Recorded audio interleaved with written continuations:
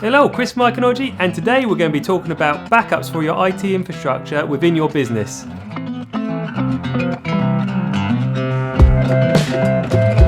So there is a fair few types of services that you need to create a backup solution for.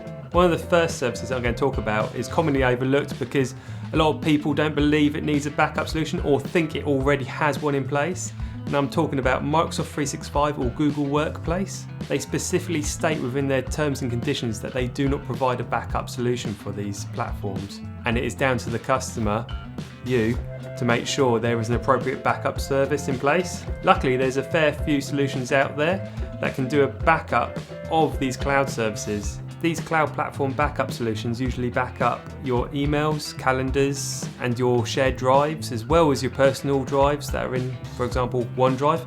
One that we commonly use is called Datto SaaS Protect, and what that does is it backs up any changes, modifications on the fly. So as soon as you update or change or add a file, it will back that up and put it into their own cloud storage that's completely away from Microsoft's data centers or away from Google's data centers. This means if someone accidentally deletes a file, it's okay, you can restore it.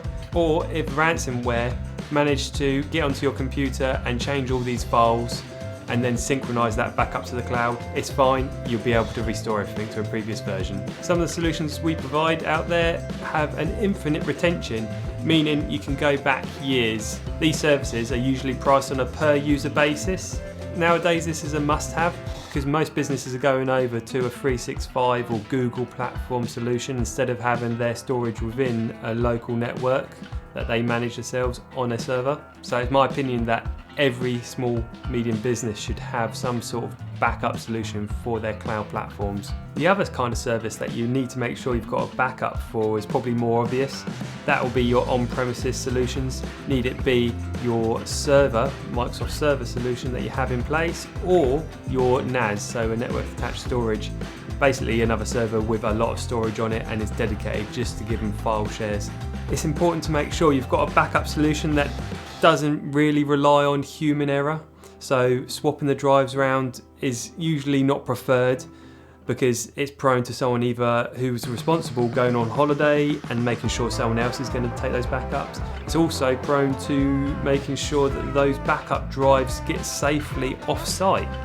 Another type of server that you need to make sure has an appropriate backup solution is a virtual one, maybe like an Azure virtual machine or virtual server if you have one.